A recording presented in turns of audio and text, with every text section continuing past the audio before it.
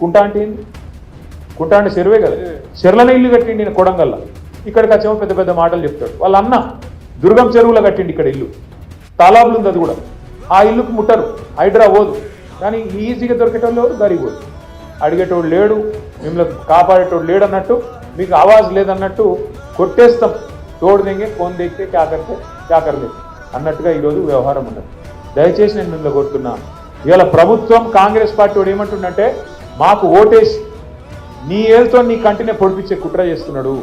మీరిగిన ఓటేస్తే కాంగ్రెస్ పార్టీకి పొరపాటున వాళ్ళు బెదిరిస్తేనో భయపడితేనో ఇది బంద్ అవుతుంది అది బంద్ అవుతుంది అని బెదిరితే మీ ఏళ్ళతో మీ కన్నే ఒడుచుకున్నట్టు అవుతుంది. మీ ఇల్లు కూలగొట్టుమని హైడ్రాకు మీరే లైసెన్స్ ఇచ్చినట్టు అవుతుంది. యాది పెట్టుకోండి ఈ మాట.